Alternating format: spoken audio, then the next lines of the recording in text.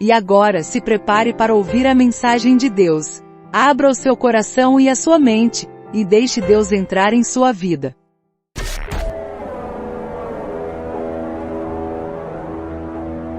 Gênesis 15, versos 1 a 11.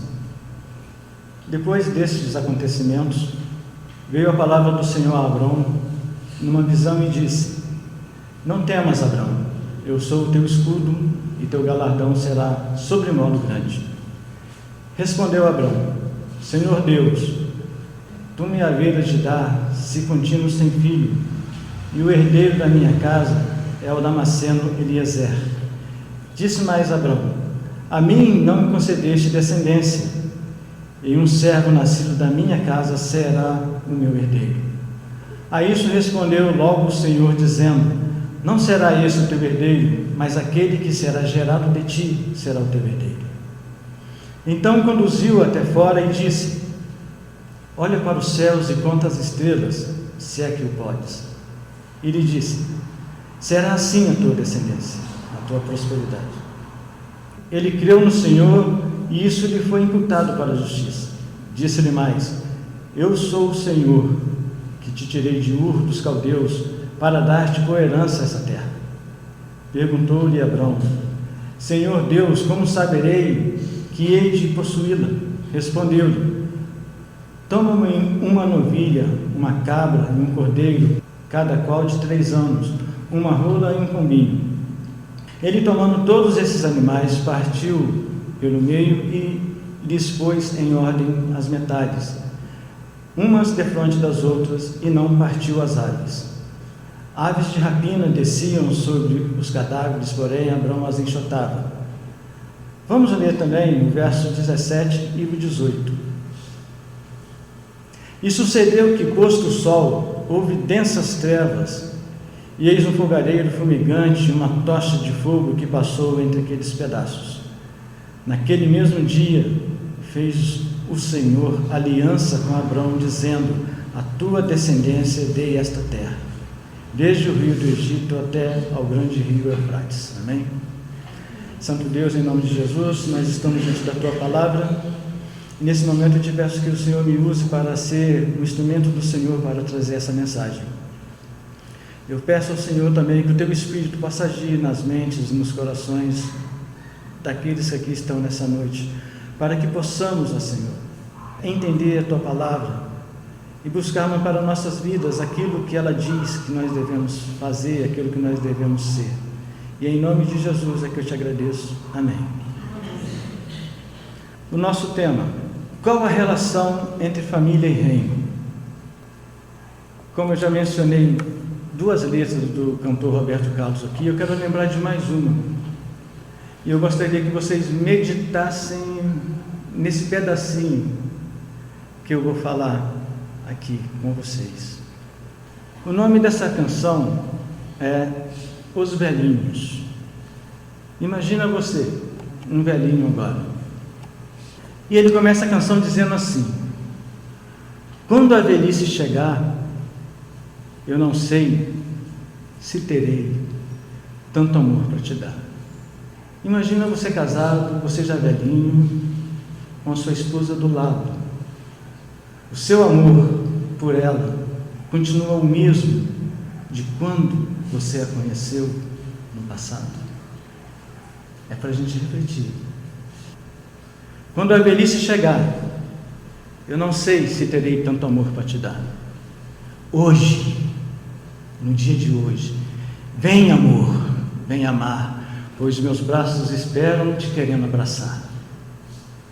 Amanhã estaremos velhinhos e contaremos juntinhos os segredos do amor, os segredos do amor para os nossos netinhos. Essa é a canção, uma reflexão filosófica bem interessante para os nossos dias, em que o casamento, a família, não tem sido levado tão a crédito e muitos têm desvalorizado o valor dela.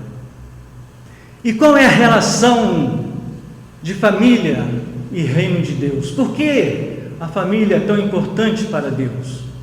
É isso que se trata o nosso tema de hoje, e é isso que trata o livro de Gênesis, quando nós lemos aqui no capítulo 15, porque a relação entre família e reino de Deus é muito importante, pois a família é a base da sociedade. Se você tem uma família que sabe amar, se você tem uma família que sabe o que é honestidade, se você tem uma família que sabe a importância de um lar, você tem uma sociedade sadia e firme e forte, em que a justiça ela reina.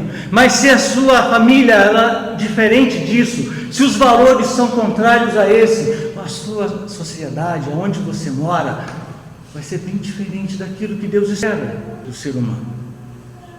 A família é a base da sociedade e o reino de Deus é o governo divino sobre todas as coisas. Deus estabeleceu a família como um modelo para a igreja e a sociedade como um todo. Existem famílias no mundo porque Deus assim o quis, para ser exemplo. Deus escolheu um homem, no caso aqui de Abraão, e disse para ele: saia da sua família e eu vou te mostrar um lugar para onde você deve ir. Deus chamou Abraão, escolheu ele para ser o exemplo de uma sociedade, para ser exemplo para as outras nações, pois era através dessa família de Abraão, aqui nesse caso ele já estava estabelecendo uma aliança de que ele seria o Deus de Abraão. Bastaria simplesmente que Abraão obedecesse aquilo que Deus estava falando. Na Bíblia encontramos muitos exemplos de como a família é importante para Deus, e essa que nós lemos aqui de Abraão é uma delas. A família é uma parte vital do plano de Deus para o mundo.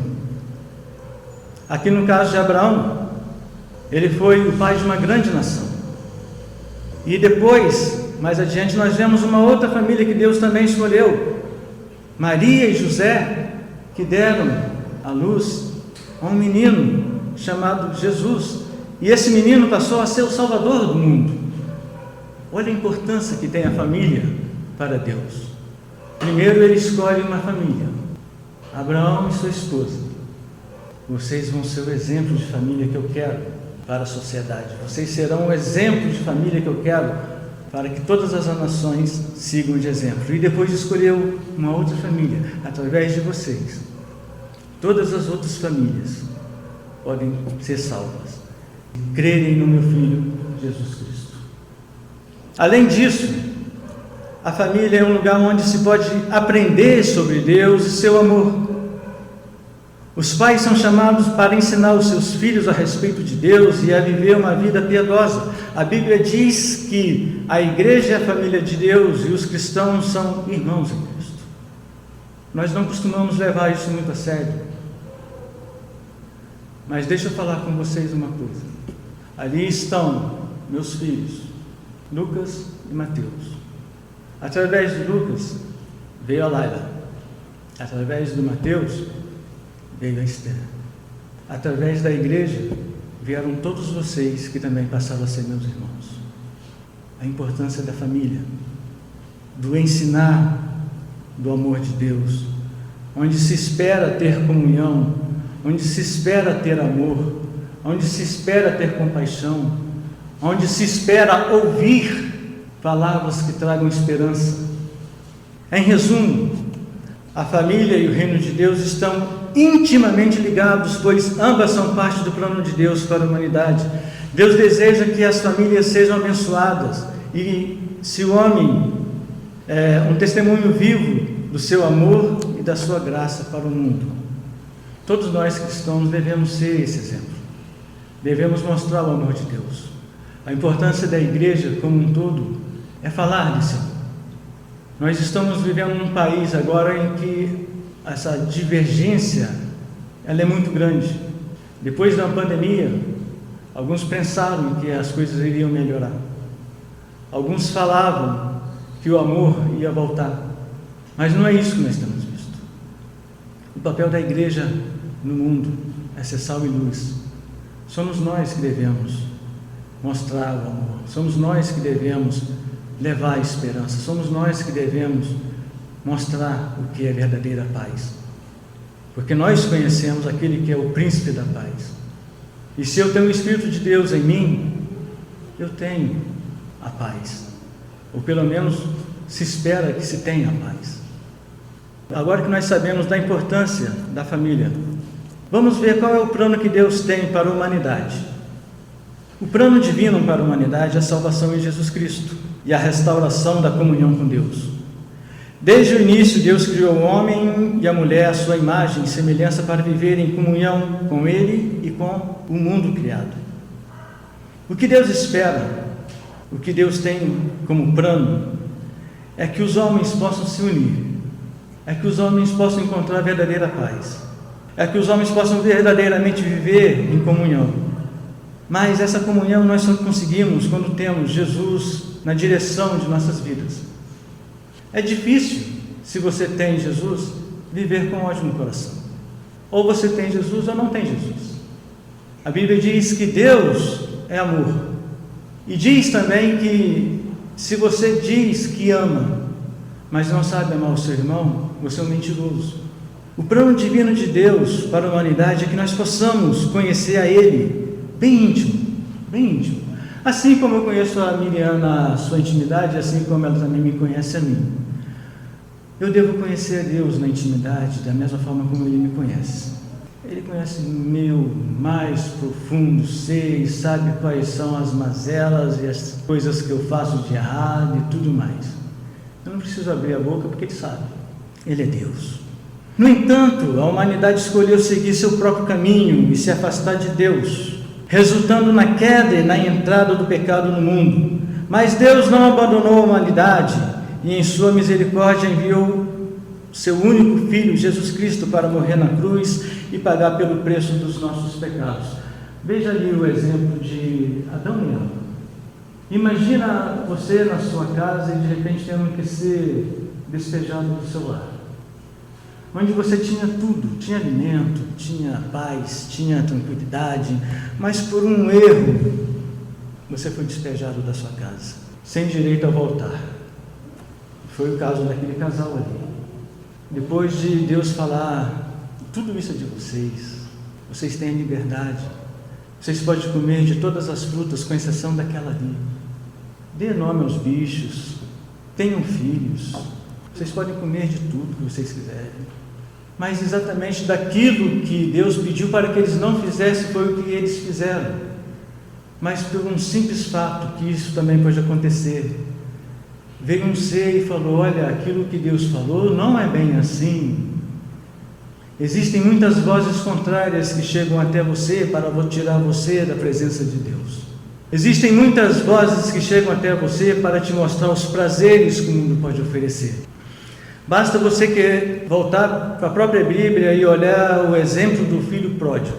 Ele tinha tudo na casa dele, não tinha nada que reclamar, um pai rico, alimento, roupas, tudo de primeiro, do que ele quisesse. No entanto, pai, eu quero a minha parte já. Eu quero que você me dê a sua parte. Ele já teria aquela parte que seria dele no futuro, quando seu pai falecesse, ou quando o pai então resolvesse chamar os filhos e separar as suas partes, seria dele. Mas o desejo próprio, o seu próprio prazer era maior, e ele resolveu então pedir ao pai a sua parte, aquilo que ele achava que já era de direito já naquele momento. O pai deu e o filho se foi, e a Bíblia diz o quê? Ele gastou com seus prazeres, ele gastou com bebidas, gastou com amigos, gastou com mulheres. Diz a Bíblia que chegou ao ponto que acabou tudo, e a vergonha, como acontece com nós quando nós erramos, bateu forte. O orgulho, da mesma forma como acontece conosco, porque somos humanos, também bateu nele. E ao invés de reconhecer o erro, ele preferiu ainda continuar por ali e tentar a sorte de uma forma própria, e procurou alguém para poder conseguir um trabalho, e assim conseguiu. Mas acontece que aquilo que ele esperava ser uma realização próspera para ele, acabou sendo o contrário, porque ele acabou indo parar junto com os porcos e comendo dos mesmos alimentos que os porcos comiam. Eu não sei quanto tempo ele ficou nessa situação, e eu não sei quantas pessoas no mundo estão nessa situação e quanto tempo elas permanecerão lá. Mas um dia, aquele menino que estava no meio dos porcos Olhando aquelas comidas, ele lembrou: poxa, na casa do meu pai eu tinha de tudo. Eu vou voltar para a casa do meu pai e pedir perdão e falar que eu errei diante dele e diante de Deus. E assim ele fez. E ao retornar para casa, ele encontrou o pai de braços abertos, que o perdoou e fez uma festa de recepção. Sabe por quê? Porque esse pai, ele conhecia a força do perdão, ele conhecia a força da misericórdia, ele conhecia a força da graça de Deus. E da mesma forma como ele esperava todas essas coisas de Deus, ele também utilizou para perdoar o seu filho, abençoá-lo e fazer festa, porque Deus faz uma festa e os anjos celebram todas as vezes que um pecador se arrepende do seu pecado. O plano divino é que, através da fé em Jesus, sejamos perdoados e reconciliados com Deus, restaurando a comunhão que foi quebrada pelo pecado. Foi o que aconteceu com aquele casal. Deus falou: olha, por causa de vocês, a terra vai ser amaldiçoada. A sua gravidez, Eva, vai ser dolorosa. Você, Adão, o seu trabalho vai ser pesado e com seu suor você vai ganhar o pão. Mas existe uma solução, porque da sua geração, da geração de vocês dois, vai nascer um garoto que vai pisar a cabeça da serpente. E esse vai trazer esperança e vida para todo o mundo. Deus nos amou, diz João. Ele amou o mundo de tal maneira que deu seu Filho para que morresse por nós. O plano divino de Deus é esse: que nós conheçamos a Jesus Cristo, que nós coloquemos a nossa vida à sua disposição para que nós possamos viver os seus propósitos, amando a Deus, amando uns aos outros, amando a mim mesmo, porque Ele nos amou. No final, o plano divino é a redenção completa da humanidade e de toda a criação, quando Cristo voltar para estabelecer o seu reino na terra, e haverá uma nova terra e um novo céu, onde a justiça e a paz reinarão para sempre. Ali naquela figura nós vemos uma cidade que está descendo do céu. Pode parecer uma coisa Spielbergiana, uma coisa de cinema, uma coisa de ficção científica, mas não, vai ser uma realidade, e todos os olhos verão quando Jesus aparecer de novo. Diz a Bíblia que até aqueles que não creram vão dobrar os seus joelhos e reconhecerão que Ele é o Senhor. Então virá uma nova terra, um novo céu, onde não haverá choro, onde não haverá tristeza, onde não haverá morte, onde não haverá doença, onde não haverá velhice, onde a luz da cidade será a própria luz que emana do próprio Deus. É isso que nos aguarda. E a aliança, a relação que tem entre a família e o reino é essa aliança que Deus fez comigo e com você que crer nele, de que quando esse dia chegar, nós estaremos junto dele. E aqui entra uma reflexão antes da gente passar para o próximo ponto, que será aquele ali. Aqui entra uma reflexão muito importante que você deve levar a sério. Se você é cristão, você sabe que você encontrará com seu pai, com seu irmão, com seu filho, um dia no céu. A Bíblia nos garante isso. Mas se você tem um parente seu que não tem Jesus, você não o verá lá. Essa é uma reflexão que nós devemos fazer. Portanto, se você ama o seu parente, seja ele quem for, tio, tia, avô, avó, amigo, se você tem um afeto por essa pessoa, fale de Jesus para que você possa continuar permanecendo com esse amor a Ele. Fale de Jesus para ele, para que quando você estiver lá no céu, você possa abraçá-lo lá. Esse Abraão, aqui no caso ainda era chamado ainda de Abrão, depois o nome dele foi mudado para Abraão. Esse nós vamos encontrar lá. Você vai poder chegar perto dele e falar: olha, no dia 21 de maio de 2023, alguém lá na igreja, na 7ª igreja no Retiro, falou de você. Eu ouvi falar de você. Eu quero te dar um abraço, porque aquilo que ele falou lá me fez vontade de conhecer você. Sabe Paulo, aquele cara que muita gente tem raiva dele porque ele fala muito pesadinho, que é um personagem bíblico que eu gosto demais. Esse eu quero um dia chegar lá e dar um abraço nele. Paulo, você foi um amigo para mim sem estar presente lá, cara. Por isso, se você tem pessoas do seu íntimo que você gosta, que você ama, fale de Jesus. Porque quando aquela cidade que você viu ali, ela chegar, se o seu parente, se o seu amigo, se o seu, quem que seja, que você ame, se ele não conheceu Jesus, ele não estará lá. Ele não estará lá. O que podemos aprender com Gênesis 15? 5 coisinhas que nós podemos aprender. Gênesis 15 nos conta a história de Deus fazendo uma aliança com Abraão e prometendo a ele uma descendência numerosa e também a terra de Canaã como herança. Esta passagem ela nos ensina 5 lições bem importantes. A primeira delas nós vamos ver agora. A primeira delas é que Deus cumpre as suas promessas. Diz a Bíblia que Deus não é homem que se arrependa ou a quem nós devemos duvidar. De repente eu falando alguma coisa aqui, você pode até duvidar de mim, né? De repente eu te prometo alguma coisa aqui e você fala, esse cara não vai cumprir não. Mas com Deus é diferente. Quando Deus fala, Ele cumpre. Deus cumpre as suas promessas. Deus fez uma promessa a Abraão e Ele cumpriu essa promessa. Deus, Ele é fiel e cumpre todas as suas promessas, mesmo que demore algum tempo para que isso aconteça. De repente você já é cristão há algum tempo, de repente você está pedindo a Deus alguma coisa, de repente você sabe, Deus já tenha te falado que isso irá acontecer. Mas você fala, poxa, está passando o tempo e a coisa não está acontecendo, mas Ele virá e vai cumprir. Olha o que diz aqui em Gênesis, capítulo 21, versos 1 e 3. Nós vimos lá atrás, Deus fazendo uma promessa para Abrão, de que daria a ele um filho. E lembre-se que a esposa dele era estéril, ela não podia ter filhos. Só que Deus falou, olhe para o céu, conte as estrelas, assim será a sua descendência. E aqui no capítulo 21, Deus então visitou o Senhor a Sara, como lhe dissera, e o Senhor cumpriu o que lhe havia prometido. Sara concebeu e deu à luz um filho. E aqui Abraão já tinha mudado o nome. E Abraão, na sua velhice, no tempo determinado de que Deus lhe falara, aquilo que Deus fala, Ele cumpre.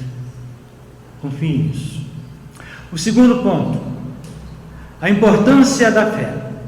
Gênesis 15 também nos fala sobre a importância da fé, pois Abraão, ele creu em Deus, e isso lhe foi acreditado como justiça. Veja o verso 6, em que diz, ele creu no Senhor e isso lhe foi imputado para a justiça. É pela fé que eu e você, nós recebemos as promessas de Deus e podemos viver de acordo com a sua vontade. É preciso que eu tenha fé. Eu só vou conseguir vencer as minhas dúvidas, eu só conseguir vencer os meus medos, eu só vou conseguir vencer as minhas dores, eu só vou conseguir vencer se eu tiver fé. A fé é importante. E Gênesis 15 nos mostra isso. O terceiro ponto que Gênesis nos mostra é que Deus conhece as nossas necessidades. Olhem a foto, mas ali na foto tem uma mulher indo até um poço e buscando água. Deus conhece as nossas necessidades. Deus sabia que Abraão estava preocupado com a sua descendência e a sua promessa. Deus conhece as nossas necessidades e se importa conosco. Vamos ver verso 3. Disse mais Abraão, a mim não me deste a descendência, e um servo nascido da minha casa será o meu herdeiro. A preocupação de Abraão era de que a sua herança não seria passada para o seu próprio filho, mas para alguém que era servo dele, não do seu sangue, mas alguém que trabalhava para ele. Deus conhece a minha necessidade, Deus conhece a sua necessidade. Nessa noite, qual é a sua necessidade? Você consegue dormir bem? Encostar a cabeça no travesseiro e dormir em paz? Muitas pessoas no mundo sofrendo com depressão. Nós temos ali uma jovenzinha que está se formando em psicologia, vai ter muitos clientes para ela. Nós temos pessoas sofrendo com ansiedades, com síndrome do pânico, pessoas indecisas, até porque nós estamos num sistema de governo em que a incerteza é tão grande que as pessoas já estão adoecendo. É difícil você ter certeza do que vai acontecer amanhã. Deus conhece as nossas necessidades. O que depende agora de mim é colocar diante dele. Quando você chegar em casa hoje, fecha lá no seu quartinho, fala para ele: Deus, eu ouvi hoje lá na igreja, foi falado que o Senhor conhece a minha necessidade é essa. Coloca para ele qual é a sua necessidade. O que o Senhor pode fazer por mim? Foi falado também que eu preciso de fé, então me ajude a ter fé para que eu possa saber que essa necessidade vai ser suprida. Mas foi falado também que essas promessas são cumpridas no seu plano, no seu tempo. Então me ajude a ter fé, a ter paciência e aceitar o seu tempo. O ponto 4 é que Deus, Ele é misericordioso. Deus, Ele não repreendeu Abraão por colocar diante dele as suas preocupações, mas sim falou com ele com amor e misericórdia, encorajando a confiar na sua promessa. É assim que é Deus. É assim que é Deus. Deus é misericordioso. Um certo garotinho, certo dia entrou no escritório do seu pai e fez a maior bagunça. Derrubou tudo no chão. Quando o pai entrou no escritório e viu aquilo tudo jogado no chão, nossa, ficou com raiva. Sentiu vontade de pegar o chinelo e dar aquela chinelada no filho. Eu acho que os pais aqui, muitos já devem ter passado por isso. Sentiu vontade de dar aquela chinelada. Mas o que ele fez? Resolveu pegar tudo do chão e foi trabalhar. Passou-se o dia, chegou o fim de tarde e ele chegou em casa novamente. E o menino preocupado, porque sabia que o pai saiu com raiva e esperava que ia levar aquela chinelada, porque isso já tinha acontecido antes. Ele sabia, toda vez que eu apronto, eu apanho. Mas dessa vez o pai chegou tranquilo, entrou no quarto do garoto e falou: olha, vem comigo, vamos dar uma saidela. E saíram os dois. E o pai falou para o menino assim: você gostaria de tomar um sorvete? Opa, sorvete. E o menino ficou naquela: bom, eu gosto de sorvete, mas e aí? Chinelada depois do sorvete? E o menino foi. Chegaram na sorveteria. O pai: qual sorvete que você quer? Ah, eu quero de chocolate, é o meu favorito. E o pai: tá, vamos lá, vamos tomar um sorvete de chocolate, o meu vai ser de morango. E tomaram aquele sorvetinho gostoso, geladinho. Acabou o sorvetinho, o menino ficou preocupado: e agora, quem vai vir? E o pai perguntou para ele: quer mais um? O garotinho ainda assustado: pode ser? Pode. Tá, quero. Chocolate de novo? E foi. Comeu lá, chupou mais um sorvetinho. E agora? Acabou. Segundo tempo do sorvetinho acabou. E agora? Agora você vai vir comigo, meu filho. Agora nós vamos ter uma conversa muito séria. E o menino: oh meu Deus, e agora? É agora que a chinelada vai entrar. Vamos sentar aqui na praça. Ah, não, sentar na praça? Vou apanhar ao vivo aqui? No meio dessa gente toda? Oh, meu Deus do céu. Vem cá, meu filho, olha. De manhã você entrou no meu escritório, derrubou tudo aquilo no chão, não foi? Foi. Você viu que eu fiquei com muita raiva, não viu? Vi. Você espera que eu te puna sobre isso, não é? Sim. Mas deixa eu te falar uma coisa. Eu te levei para tomar um sorvete, não foi? Foi. Você sabe qual é o nome disso? Sorveteria? Não. O nome disso é misericórdia. É mesmo, pai? Sim. E o que é misericórdia? Misericórdia é quando você deixa de receber aquilo que você merece. Então eu não vou apanhar? Não, hoje não. Você viu que ao invés de te bater, eu te levei numa sorveteria, você tomou 2 sorvetinhos, não foi? Você sabe qual é o nome disso? E eu já não quis falar. O nome disso é graça. Graça? Graça. E o que é graça, Pai? Graça é quando você recebe aquilo que você não merece. Pai, é assim Deus conosco. Pelos nossos erros, nós deveríamos apanhar bastante. Mas vocês lembram que antes de nós começarmos o culto, durante o culto, nós tivemos um momento de oração, pedindo perdão pelos nossos pecados, porque Deus ele é misericordioso e Ele ouve as nossas orações e nos perdoa dos nossos pecados. E sabe por que Deus nos ama? E por que Ele deu o seu Filho, que Ele tanto amava, para que morresse numa cruz por mim e por você? Porque Ele tem graça e derrama a sua graça sobre mim e sobre você, para que nós recebamos aquilo que nós não merecemos, que é a vida eterna. O quinto ponto que nós aprendemos com Gênesis 15 é que Deus é o nosso escudo. Deus disse a Abraão: não tenhas medo, Abraão, eu sou o seu escudo, grande será a sua recompensa. Gênesis 15, 1. Deus é o nosso protetor e o nosso guardião, nos protegendo do mal e nos abençoando com grandes recompensas. Creia nisso, creia que Deus é o seu escudo, creia que Ele é o seu porto seguro, creia que Ele é o lugar onde você deve descansar em paz, poder deitar, como diz o salmista no Salmo 23, poder deitar num pasto verdejante e descansar.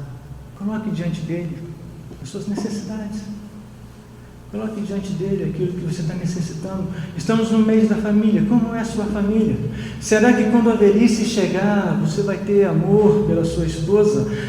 Olhe para o seu casamento, você ainda tem o mesmo amor por ela? O que tem acontecido no seu casamento que você precisa de ajuda? Coloque diante de vocês Jesus Cristo como escudo. Ali tem uma foto, tem um soldado segurando um escudo. Esse escudo está escrito fé. E diante desse soldado com o escudo, tem um ser maligno ali. E ele está jogando umas setas. Ele está jogando a seta da inveja. Ele está jogando a seta da maledicência, da cobiça. Ele está jogando a seta da morte, da derrota, dos pensamentos negativos. Está jogando a seta do desespero, da dúvida, da falta de amor, da mentira, do orgulho. Qual dessas coisas tem sido aquilo que tem atrapalhado o seu relacionamento, a sua família? Qual dessas setas Satanás tem colocado diante de você para que atrapalhe a sua harmonia familiar? Deus é o nosso escudo. Coloque Ele diante de você, para que Ele possa impedir que essas setas que Satanás lança dentro da sua casa, dentro do seu lar, na sua família, destrua. Porque a intenção do maligno é fazer com que você morra no seu amor pela sua esposa, pelos seus filhos. A intenção do maligno é roubar a sua paz dentro de casa. A intenção do maligno é destruir a família. E eu não preciso falar muito disso, basta você ler os jornais. Então coloque Jesus como escudo diante de você, para que Ele possa proteger a sua vida. Resumindo, Gênesis 15, versos 1 e 11 a 11, nos ensina sobre a fidelidade de Deus, nos ensina sobre a importância da fé, nos ensina sobre a misericórdia de Deus, a sua proteção e o seu cuidado, e que Ele conhece as nossas necessidades e Ele as supre. Portanto, irmãos, para que nós possamos terminar o nosso culto nessa noite, o que nós podemos fazer é confiar, assim como Abraão fez, confiar em Deus e em suas promessas para as nossas vidas. O convite que eu tenho para que você, ao sair daqui nessa noite, é ir para a sua casa, dobrar o seu joelho, chame seu filho, chame a sua esposa, chame aquelas pessoas que vivem com você, ore junto com ela, coloque Jesus diante de vocês, crie uma cruz dentro da sua sala, que ali esteja Jesus, que o sangue dele purifique o seu lar, que o sangue dele purifique a sua vida, trazendo paz e harmonia para a sua casa e seu lar. Essa é a mensagem que eu quero trazer para vocês, a relação da família com o reino de Deus, porque se a sua casa é uma casa de paz e harmonia, nós teremos uma sociedade assim. Mas se a sua casa é uma desgraça, o mesmo acontecerá com a sociedade. Essa é uma realidade. Feche os olhinhos, vamos orar.